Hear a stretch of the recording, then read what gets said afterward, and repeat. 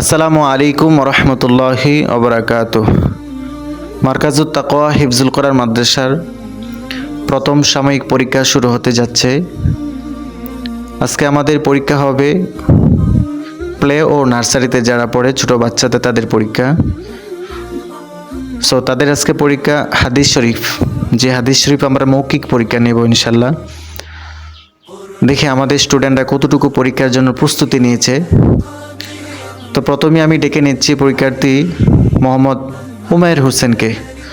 মোহাম্মদ উমায়ের হোসেন, পরীক্ষা দেওয়ার জন্য আপনি জায়গায় আসেন।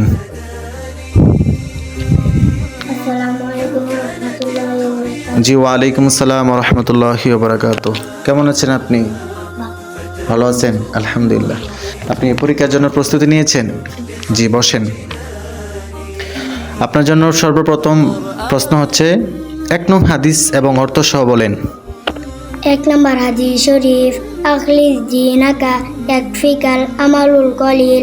হাদিস শরীফের অর্থ, তোমার ইমানকে খাঁটি করো, অল্প আমলই নাজাতের জন্য যথেষ্ট হইবে। মাশাআল্লাহ। আপনার জন্য 2 নং প্রশ্ন হচ্ছে বলেন, তলাবুল ইলমি ফারিদাতুন আলা কুল্লি মুসলিম।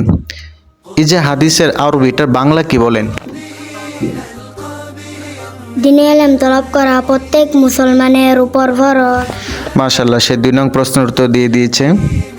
তোমার জন্য 3 নম্বর প্রশ্ন, তুমি বলো তোমাদের মধ্যে সর্বোত্তম ওই ব্যক্তি যিনি কোরআন মাজিদ শিক্ষা করে এবং অপরকে শিক্ষা দেয়। এই হাদিসের আরবি কি বলো তো বাবা? খায়রুকুম মান তাআল্লামাল কুরআনা ওয়া আল্লামা। মাশাআল্লাহ, সে খুব সুন্দর পরীক্ষা দিয়েছে। আমরা তার জন্য দোয়া করি, দেখি তার রেজাল্ট কি আসে ইনশাআল্লাহ।